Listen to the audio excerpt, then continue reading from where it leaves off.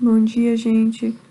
Vamos continuar então a aula de hoje da nossa disciplina de fruticultura geral, certo? Desde a aula passada, nós começamos a falar da parte de comercialização, certo? Nós vimos os principais tipos de comercialização, que são atacado e varejo, certo? Sendo que a maioria dos produtores agrícolas vendem para atacado, certo? Eles não beneficiam os seus produtos, enquanto outras pessoas que beneficiam, né, conseguem vender já para o varejo e conseguem um preço, né, maior, um valor agregado maior. É isso também que a gente tem que pensar em começar a mudar na nossa área, tá? Mas então, qual o papel da comercialização? Certo? A comercialização pode ter várias faces e vários papéis, várias utilidades, certo? A comercialização deve facilitar responder os problemas econômicos seguintes. Quais são esses problemas? O que produzir, certo? O que o mercado quer, né? O que eu vou produzir?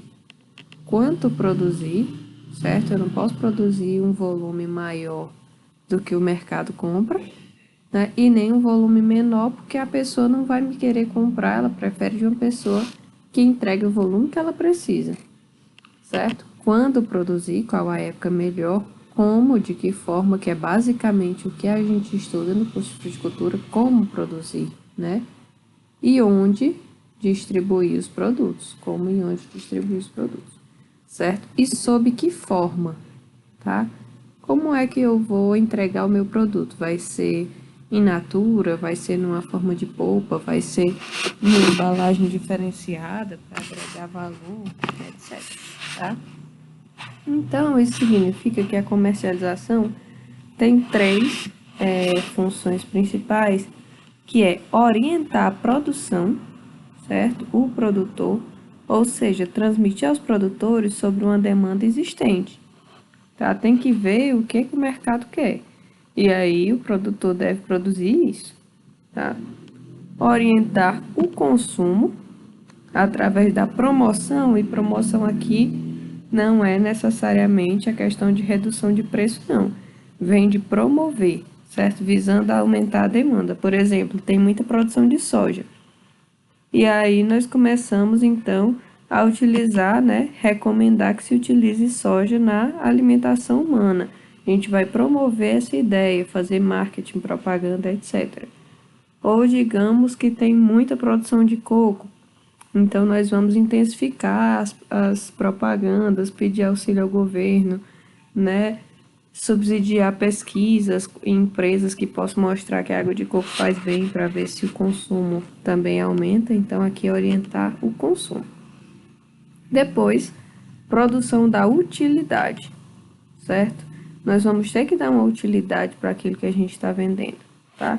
E essa utilidade pode ser de várias formas, de posse, lugar, de tempo, e nós vamos ver agora de um por um, certo? Para vocês entenderem melhor. Bom, a primeira utilidade é a de forma, certo? E o que é isso? É a satisfação que o consumidor tem da forma como o produto se apresenta, certo? O exemplo aqui dado é o exemplo do leite pasteurizado, leite em pó, leite aromatizado, leite condensado, entre outros. Todas essas são formas de vender o leite, certo?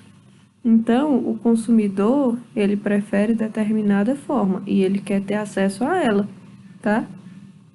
Então, dar utilidade de forma ao produto é uma função particular da comercialização, que pode desempenhá-la através de diversas funções, por exemplo, através do beneficiamento e processamento industrial.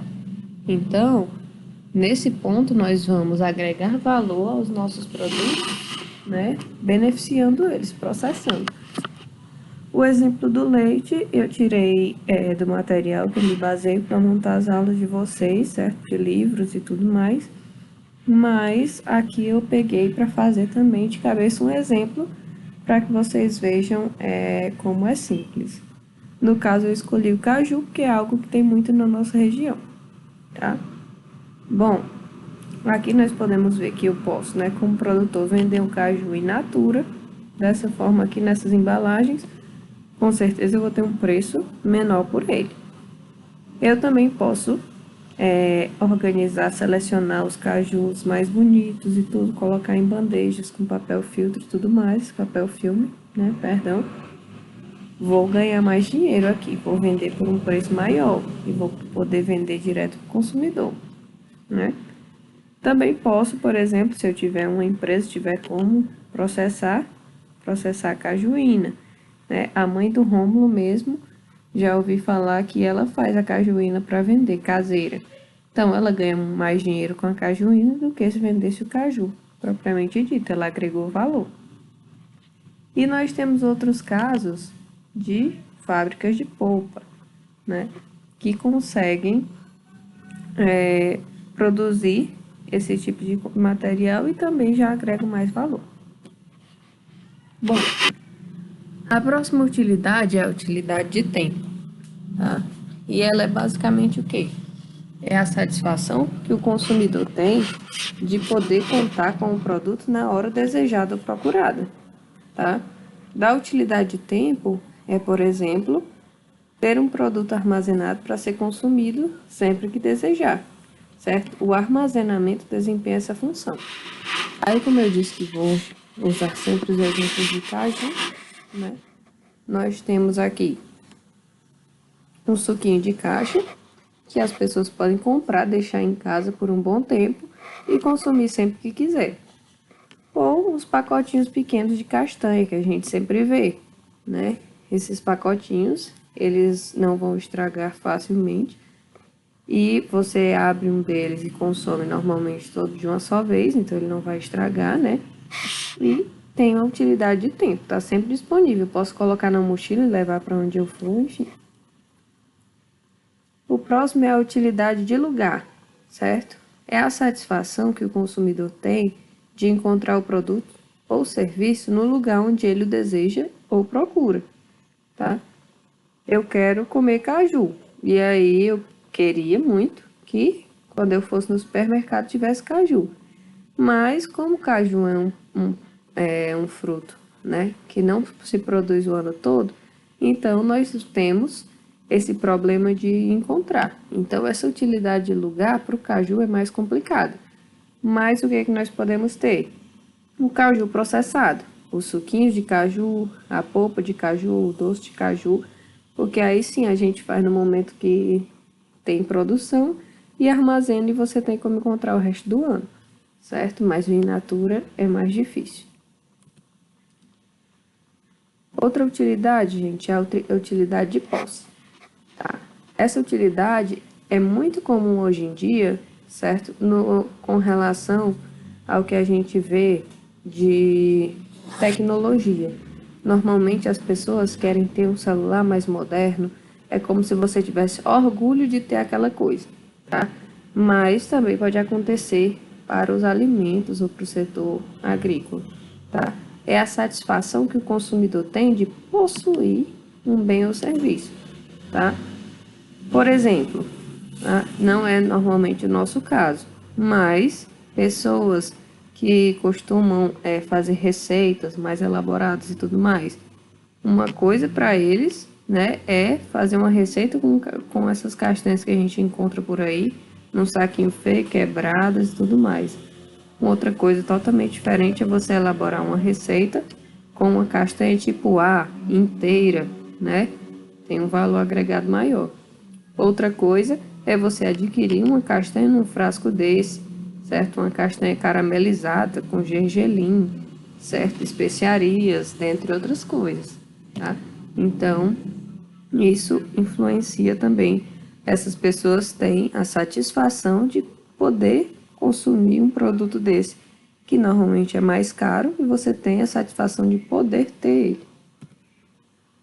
Temos também, gente, a utilidade social, certo? Essa área tem crescido muito e corresponde à satisfação que o consumidor tem de consumir um produto ou um serviço que proporciona bem-estar para a comunidade. Um exemplo que eu trouxe aqui, né, ainda do caju, foi um suquinho de caju orgânico, certo? A pessoa compra esse suco sabendo que não está agredindo ao meio ambiente, certo? Outro exemplo aqui é, por exemplo, usar uma embalagem não poluente ou biodegradável, certo? E um exemplo que eu acho que eu já citei na sala de aula, foi quando eu estava no intercâmbio, lá o pessoal cobrava mais caro por um leite, né, de gado, que esse leite era obtido de vacas que não ficavam presas o tempo todo, vacas que tinham liberdade para pastar e tudo mais, que fugia da realidade. Então, as pessoas compravam o leite pensando no bem-estar das vacas, certo?